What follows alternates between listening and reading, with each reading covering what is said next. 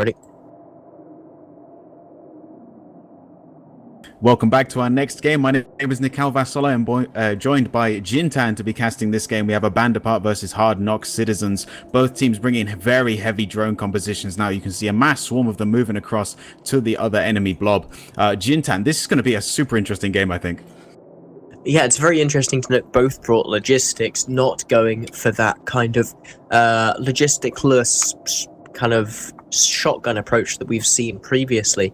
But one thing I have to draw attention to is that a Band Apart control bar. That is one hell of a lot of evil that they are bringing in. It looks to be a mixture of damps and jams from those Blackbirds. Obviously, those jams are going to be slightly less effective against Hard Knock, but they are being able to jam out the Heretics and the Punishers, stopping Hard Knocks from being able to tackle down their Aneros, which is critical so far. You can look as well. Look at how much priority a Band Apart is putting on killing that support. 2 Hyenas down already, almost immediately at the start of the match. Absolutely, and with those hyenas out, you get rid of those target painters, get rid of those webs, and get them all off the field immediately. With the amount of light drones they have between them, combined with web power, you're going to be able to shut them down extremely easily. Whereas Hard Knock Citizens having an immense time trying to deal with any of the ships here from Band Apart, trying to work off the recon ship, the Hugin, and the Oneros, the logistics ship for Band Apart so far, but sadly having no luck there. Jams are just spread all across. We got jams on the Logi, the Punisher now falls, the Heretic not able to do anything, and so many jams to deal with, so much disruption going on. Hard Knock Citizens having a very, very hard time this game. Yeah, this is absolutely real piloting from a Band Apart, not really taking any losses at all. Just, slightly taking some damage on the Aneros as the drone blob finally catches up to him. I hope that we can get the overview showing drones so that you can see just how well this Aneros is flying. He's pulsing his MWD, making sure that the Berserkers constantly have to turn on their MWDs and then turn it off so that they shoot around him and can't track him very well.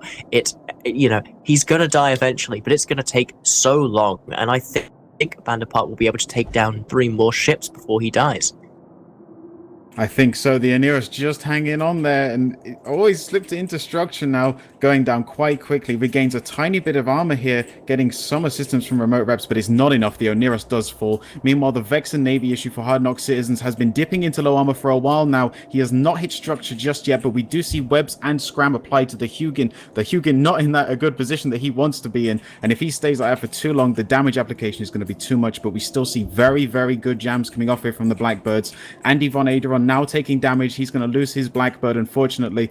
The more Blackbirds they get off the field at this point, the bigger chance they have at coming back off this, because those are the main problem for them right now.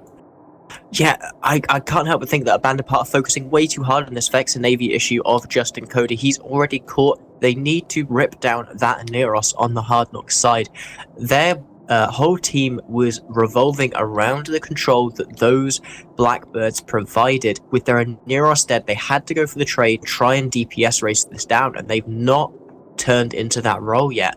They're finally doing it now here, but I think it might be a little bit too late. Hard Knocks has the tempo advantage here, burning through that Hugin.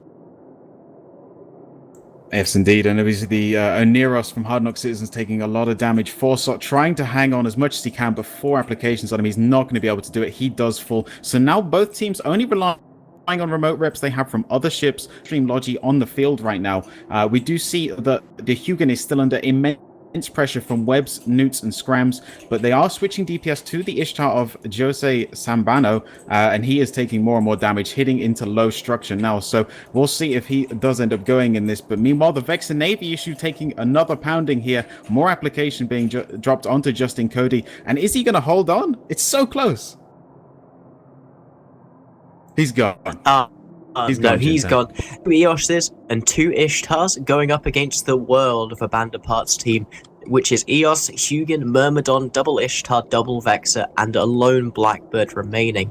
That Blackbird is going to be relatively useless for the rest of this tournament, in fact, for the rest of this match. Obviously, you can't jam out drone ships because their guns will keep going on. What I'd like to see him figure out which one of these ships is the one able to get a tackle on that Hugin and try and jam them out, just so that Hugin can get even more range. A Band Apart has the range control kind of prerogative here. They have those damps, They have the webs on that Hugin, and most importantly, they seem to be just slightly faster at them. They need to kill that, I think, if Hard Knocks is going to win. We can see ships just falling one after the other here. Yeah, I have to say that the drone blob right now for Abandapar is amazing. Compared to the drone blob coming out from Hard Knock Citizens, they just cannot be compared. Even though the EOS is sitting on the Hugin almost to 0, it doesn't really matter at this point. He is not going down, still on a tiny bit of shield and most of his armor. The Ishtar for Aldemir now dipping down into low armor. He just can't do anything against this much damage and this many drones. He will fall as well. So we've only got the Heretic and the 2 EOSs at this point. The Heretic going to be taken down extremely quickly because he will not be able to take on this amount of drones. And I honestly can't see a way that Hard Knock Citizens can come back from this. Blackbirds were so crucial in those initial few fights and those initial trades. Look at that! That the DPS just couldn't be applied. Jose just made another micro jump. He's survived for way too long at this point. That's absolutely amazing piloting. He sat on one of those micro jumped units. Once he got to low armor, he MJD and managed to land on top of another jump beacon and send himself away, stopping himself from dying. That's so good.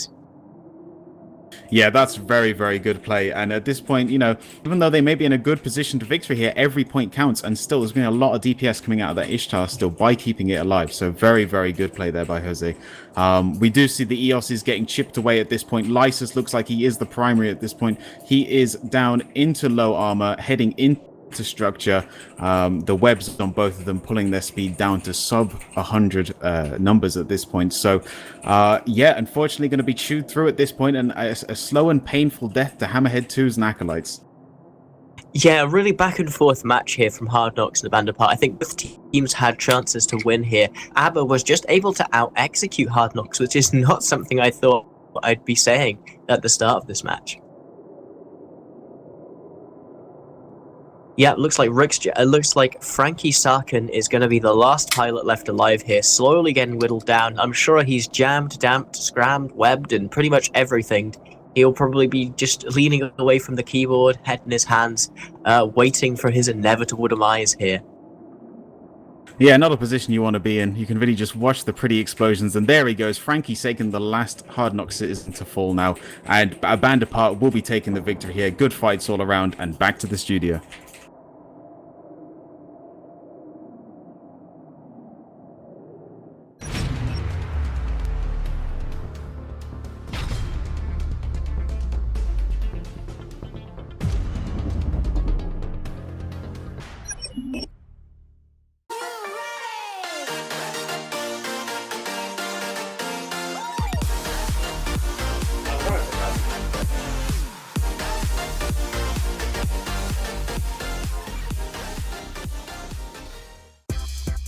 Would you say that has been a top tier target calling? I would definitely say it's a unique tier target calling. Should be fine. Nope. I love EVE Online!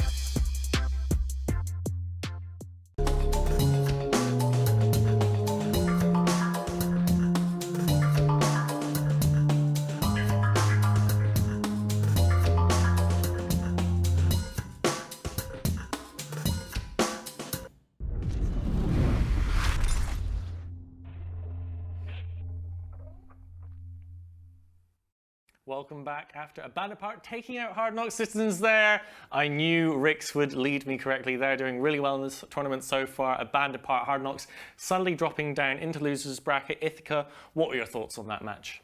I thought for a while at the start it could have gone kind of either way, but at the end of the day, Abandapart just executed better. I mean, Hard Knocks, and I'm told that the N, I believe, is silent in Hard Knocks. They've got some really quality pilots. Lysis, for example, came second place in the Amar Championships last year. You know, very, very quality pilot. However, they did suffer losing some of their AT team. A bunch of them went, for example, to the Tuskers this year. Yes. So perhaps that's maybe what caused that there. But yeah, no, Rex and his team doing a fantastic job there, taking a win. They do go through to fight Volta next round, though. Ooh. So I am sorry, Rex, in advance. That one is not going to be pretty. Don't let me down, Rix. Take out Volta. I know you can do it. Now, we are joined by the illustrious Equalizer, who you may have seen on the FanFest stream a little earlier on in the year. Some exciting stuff happened there. Equalizer, you've been another one of our streaming guys today. You've been working all the tools, getting us the graphs together, sorting out the instant replay, and doing some of the video editing. How's life been upstairs for you this weekend thus far? Today's been a bit more stressful because I had to do like video editing for the like VODs. We have to cut them down and then upload them onto YouTube in pieces, in matches and analysis clips.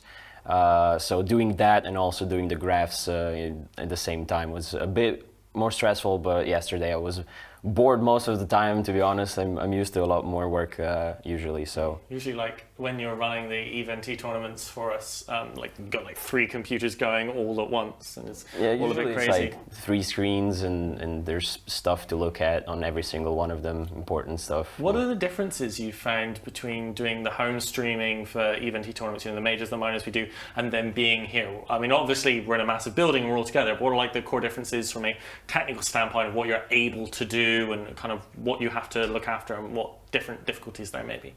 Well, one disadvantage here is that I can't be in my underpants. But generally, just the fact that we're within shouting distance from each other, even though we still use like chat channels to communicate with each other, but it's pretty much so we can communicate much faster. I can just run next door to Bay and ask him things about like what we should do with certain things. I can go to next door, shout at Alexi to give me graphs because people here asked for them and were whining about not getting them. But so yeah, generally that's kind of the main difference, that we are a bit more within reach, even though like TeamSpeak brings us together. But so tell us a little bit about the instant replay tool we've been using that is, as I mentioned, publicly available on the site. Do you want to tell us a little bit about that? So yeah, the instant replay tool created by Birkov, I think, and also by Timbre, parts of it. It's available on our website, and anyone can go there and watch whichever Alliance tournament match they want. Sadly, there's no ship models, it's just icons for the ships.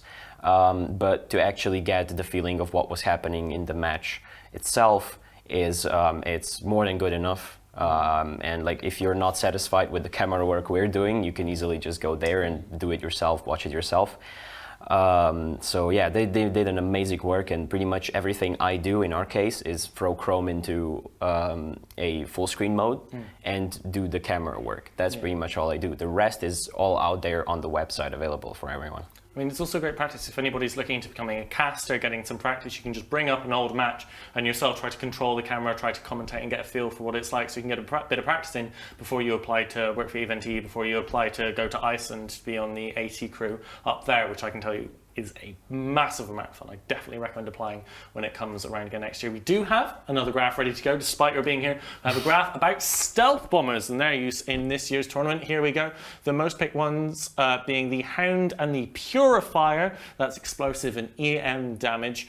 Looks like we've got the Hound not being quite as likely to win as the Purifier, followed down by the Manticore, which is actually doing about as well as the Purifier in terms of win-to-loss ratio. But the Nemesis seems to be a bit of a loser. Ithaca, can you tell us anything about what choice you might be making between the bombers? Do any of them armor fit better? Do any of them shield fit better? Or are you more looking at what kind of damage they're bonus to? Because obviously they have bonuses to their torps and the bomb damage of the racial type damage that they have. Yeah, so you've got you can split bombers down the middle. There's ones with a utility mid, and there's ones with extra lows. So your Hound, for an example, has more low slots but no utility mid, so you can just get more raw DPS out of a Hound than you can, for example, from a Manticore. However, the Manticore allows you to fit maybe a target painter, maybe a remote sensor booster to ECCM your logistics ship. It's a bit more useful but less raw damage. I think the Purifier and the Hound, most common picks are because one is the best for shield, the Hound in most cases, and the Purifier being best for armor. Apparently Nemesis is garbage. Do you think that maybe that might reflect why the Purifier has been doing better than the Hound, just because armor comps seem to be doing a little bit better in shield, and if the Purifier is the one you go in armor comps and the Hound is the one you go in shield comps, then that's why? Or do you think that the Purifier is innately better than the Hound for some reason? No, I don't think it's necessarily better, but I think you hit the nail on the head when you said the armor versus shield. Now, we did see some graphs the other day comparing armor and shield directly, and more often than not, by quite a large margin, armor will beat out shield. So I think that's perhaps why we're seeing that spike there in the Purifier wins compared to the Hound. It is interesting to see that both being picked at the exact same time, showing a good distribution between compositions between shield and armor that use bombers. So Equalizer, now as you've been upstairs throughout the day, I don't know if you had much chance to watch the stream and kind of watch any of the matches, but have you had any favourite moments, any favourite pilots, any favourite teams, any favourite matches from the weekend thus far? Well, the only times I actually can get excited about anything is when expensive things die. We've had a few of those. So we can actually like show some of the nice graphics that we have for the kill mails. So like the unique ships exploding, the flagships, anything from that dies is just wonderful. Like that's all I do. I just go next door and I go like, is that a flagship? No, okay, fine. And just go back to looking at screens. But yeah, like whenever something expensive dies, that's when we have things to do and it's fun. Yeah. So big shout out to Vitor for helping us out with the graphs and the Killmans there, helping us to put them up on stream. Good job there, sir. Or madam, I don't know, actually. Vitor's definitely a man. Vitor is a man. Okay, good job, sir. So next match coming up. This one's pretty exciting with a team that a lot of people are watching. We have Templis Calcif back after their smashing of Hydra Reloaded yesterday. Very unexpected upset. They're going up against Laserhawks, the Wormhole group. Now, Equal, you are a Wormhole guy, right? Have you? No? I've been in a Wormhole for like 2 months and. Oh, sorry, I thought we were Wormhole guy for some reason. Still, do you guys, either of you, maybe Ithaca, know much about the Laserhawks team or the Templis Calcif team? Yeah, so Templis, big upset yesterday, as you said, beat Hydra. Laserhawks had their own upset yesterday in the other arena that we didn't stream, beating Pasty, I believe, who were seeded pretty high. So this is two teams that have upset quite, they were expected to lose. Both of them have won. Laserhawks, this is their first foray into the tournament here in the Alliance tournament, but they are, Wormhole pilots. They're good quality, and I definitely think that they couldn't give Templis a good run for the money here. Both teams could take this. This is a really hard one to call. Yeah, two up-and-coming teams on the ascent to their tournament, to the peak of their tournament ability, having unfortunately to go against each other, as sadly not everyone can make it to the final weekend. Unfortunately, that's just how tournaments work. Still, we hope that whichever one of these two teams loses, as one inevitably must, they have the best of luck in the losers bracket. So let's go over to the match as we get towards the end of the day here for AT15 between Laserhawks and Templis Calcif.